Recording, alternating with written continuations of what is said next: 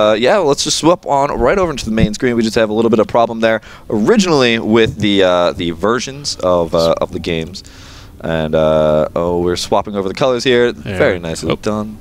And something is not right. We're gonna swap them there. Yeah. There we go. There we go. Perfect. Beautifully done. So you want to go and introduce our beautiful players? Surely. Spawning up here in the top right-hand corner from Team Axiom, it is CranK. And down here in the bottom left corner of Cloud Kingdom, we do have MJ's BBoong as our red Zerg. Not Michael Jackson. Not Michael Jackson. Not Michael Jackson's BBoong. You know what's interesting? Have you ever played Plants vs. Zombies? No. So in Plants vs. Zombies, I mean, it's obviously Plants vs. Zombies. Okay. Initially, they had a Michael Jackson zombie in it, but after he passed away, they actually took him out. Well, that's good. That's very classy. Very classy. I love classy acts by esports companies, yeah, or not esports companies, but video game companies. Yeah, I like Bobcat games. They make some pretty cool games overall. They made Peggle, didn't they? I believe so. I spent so much time on Peggle. It's not even appropriate to say how many hours I spent on Peggle. That game is way too much fun. It just makes you feel so special because like it's just blaring colors and fancy sounds and everything. It's like you didn't even do anything. You just randomly took a shot and it happened to get 5 billion points. But anyway, this map, Cloud Kingdom, as I like to always mention, Protoss love air. Yeah, absolutely. There's really good spots for it, like we were talking about. The closer to your opponent, the shorter the distance is. And a lot of Protoss players we're seeing today in a Zerg matchup are fond of doing in-base pylons. Their first pylon they're able to do either their forge or their gateway in-base, and you know they're completely comfortable with. They're not worried about any sort of cheese or anything. And so it looks like a CranK is going to go down low ground. Are we going to see? It looks like we are in fact going to see a Nexus first. Oh, and my name popping up in the middle of the screen there. I'm sorry, I had to go busy there. Yeah, since we ran into the issue with the Observer accounts before, we did have to log on onto our own accounts, so that's okay. That's okay. It's okay, I approve. That's okay. You're okay. And so it looks like CranK is going to drop his forge in his main base along with the Nexus on the low ground. Of course, BBoong dropping his hatchery. And you know, I want to see if he drops his second hatchery at the same time he did last time. It was a little bit earlier than usual. It was around the 4-minute mark, and usually we see it, I would say, around the 5-minute mark, maybe like 5:30. Yeah, you know, that would be a pretty interesting strategy to come out here from BBoong. I mean, obviously he's a very interesting Zerg himself. He does a lot of weird tactics here and there, but to do it on this map, you know, you get that really nice economic advantage, but of course at the same time, relying on 2 bases, getting a little bit more of the tech going straight on to roaches, you can put the pressure on the Protoss and then start getting a 3rd base as well, and then that also might cascade into grabbing a 4th base. But oh wow, yeah, CranK going for the 3rd base. Or oh sorry. Oh, yeah, BBoong. Yes, my apologies, yes. I was like, wait, I looked at the minute, I was like, yeah, sorry, BBoong. No, yeah, so it looks like he's going to drop around the 4-minute mark, just a little bit earlier than usual. And so this, you know, your good economic advantage, of course, that's going to allow him to produce units at a much quicker rate. And it looks like CranK did drop both his gas geysers in the main. None of the ones at his natural have been grabbed as of yet. And we're just kind of doing the normal PvZ openers right now. Yeah, and I really like how Protoss are keeping their forges, at least that we've seen from Hero and now CranK, in their main base, you know, making sure that those upgrades are going to go through unimpeded. You know, no Zergling, no roaches are going to be able to snipe those out. Of course, the Cybercore is still a little bit vulnerable, but we haven't actually been seeing too many Zergs just run up there and try and snipe the Cybercore and then try and do the harassment anymore. I mean, as you were saying before, and you were completely correct, that was actually a pretty popular strategy for a while on a couple of maps for Zergs, just making sure that only Zealots were coming out from those gateways. Yeah, it's really interesting, you know, that they're protecting their forges, pulling it back into their main, but they're leaving their Cybercores vulnerable. But, you know, knowing a player like BBoong, I don't think we'll see any super aggression from him, especially, you know, on a map like this. Unless, you know, he really feels like switching it up. Currently up 1 game, so he does have the, you know, the 3rd game in his pocket. And, you know, I don't know who I want to win here. I guess I have to be unbiased because I am casting this, but I just love both of these players so much. BBoong actually used to play a lot of online tournaments, so I've seen him a lot. He used to be in a lot of the Playhem, who also sponsors IPL, IPL 5 and 4 and 3 and as well. And you sponsors you as well? They don't sponsor me, no, unfortunately. But I used to cast for them. But yeah, we've seen BBoong a lot, and he's just, you know, one of those great Zergs like TSL Hyun, who just come out, play pretty standard solid games. BBoong is a little bit less like Hyun in the fact that he does do you know, mixed with his standard stuff, he does some really crazy things. Grabbing this really early 3rd base works sometimes on this map, sometimes it really doesn't. You know, it's a little bit vulnerable because you have so many different paths into that 3rd base.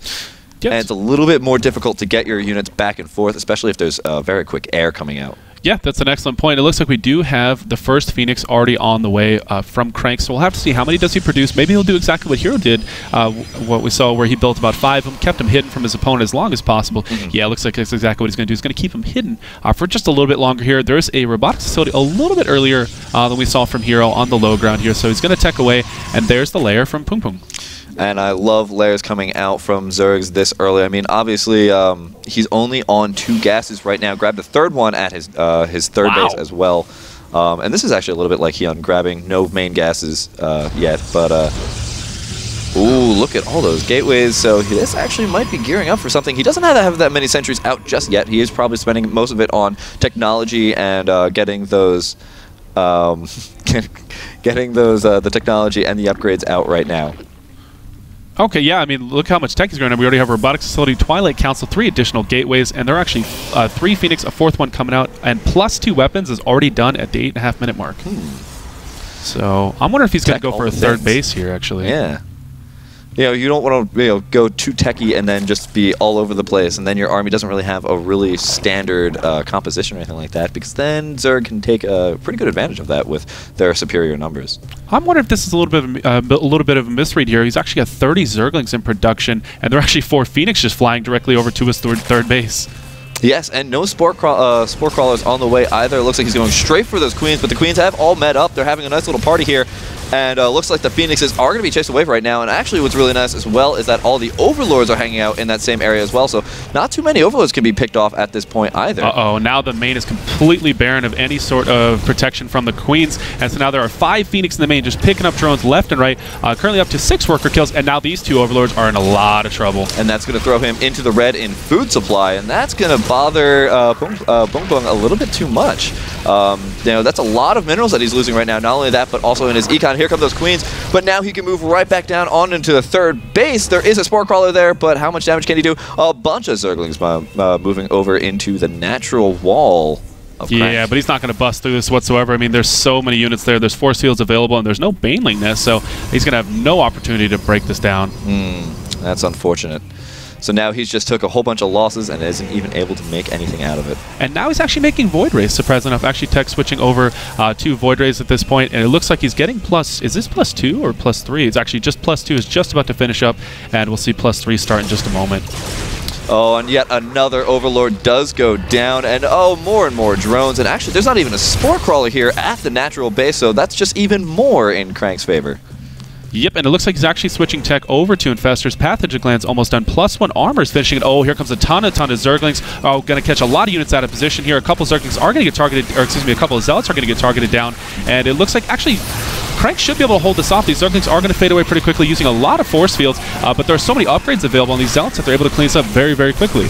Yeah, and that's going to be really nice. Look at that, 1 sentry does survive with just a little bit of health there, and that's nice, just very lucky. Oh, and another sentry just barely survives, and that's going to be very useful later on, because sentries don't really typically go to the very front of the battle, but that's going to be a whole bunch of force fields that CranK is now going to have in his army. Yep, +3 is on the way from CranK, so upgrading very, very quickly, only +1 range, and here come the Phoenix once again to do a little bit more damage. I love this from CranK, not throwing them away at any point. He's just using as much as he can. I don't think there are any Infestors on the field, even though there's 5 Infestors, actually. I'm not sure they with the rest of the army. Oh, this poor guy. This poor little Colossus is out of position. He is getting a lot of Zergling kills, so BBoong again losing a whole bunch of Zergling for not too much, but he does grab that Colossus. That's nice. And now there's an Infestors on the way, holding that little ramp right there. A nice little force field coming out from that hurt little sentry from before. Yeah, that little Colossi micro reminded me of the Star Master, the StarCraft Master thing, where you had to micro the... Oh, geez, there's a ton of Infestors. Oh my, and this third base actually might go down if he does focus down on the Nexus. Now here comes a whole bunch of Phoenix to fly over, but they are actually anti-air units as well.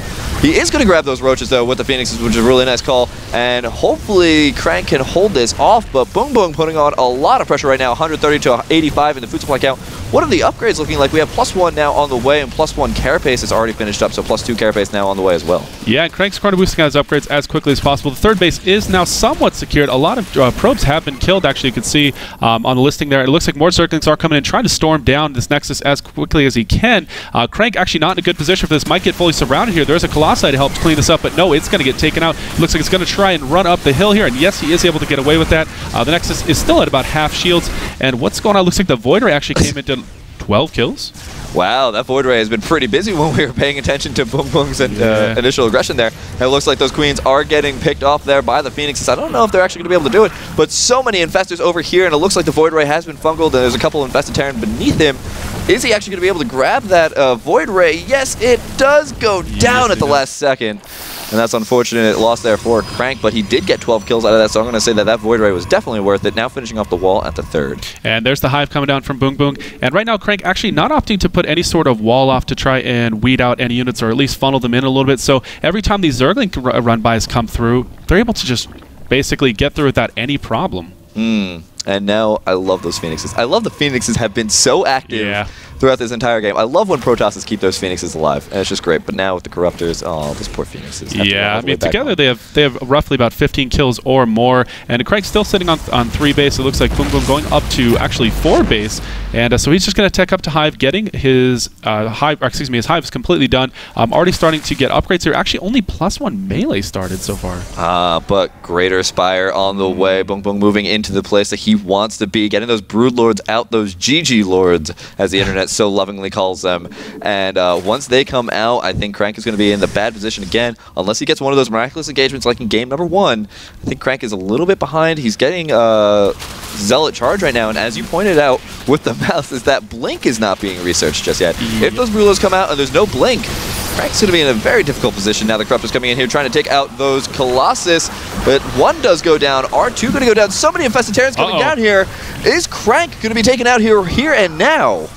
Yeah, it looks like the last one is actually going to fall back as best he can, but there are so many Corruptors alive, and CranK doesn't even have enough Stalkers to take these out. So it looks like the last one is going to actually try and take off here. It does get taken out. Now the Roach is splitting to go to the third, while the Infested Terrans are cleaning up the natural. CranK at 100 supply, half of his opponent BBoong at 189 supply, trying to produce anything he can. There's Immortal on the way, but I don't think it's good enough, man. BBoong is just doing so much damage to the natural. He's actually doing a lot of damage to the third at the same time, up to 44 worker kills, and now he's going to target down the Nexus.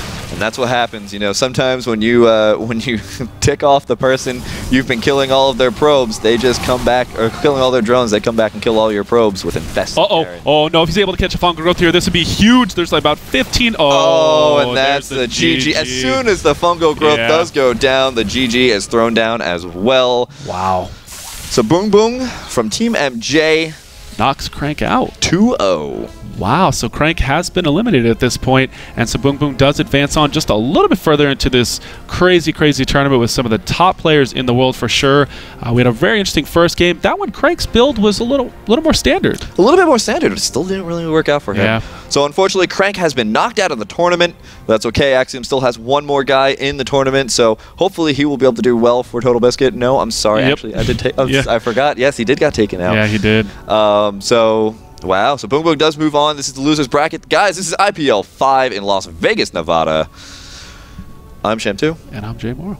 And we'll catch you guys later. We're going to be swapping over casters, so stay tuned. This is Stream 3. There are 3 other streams that you can check out. Main Stage, Stream 2, and Stream 3. And I think Stream 2 is still doing the caster search challenge right now. So check those out, guys. We have our caster search going on. Top 4 right now to see who gets the position with IPL. And so that's one of those things you definitely want to check out and put a vote in, or absolutely get your voice out there. Yeah, put the vote in, guys. I'm Sham2, and this is Jay Morrow. We're signing out, guys. Have a good night.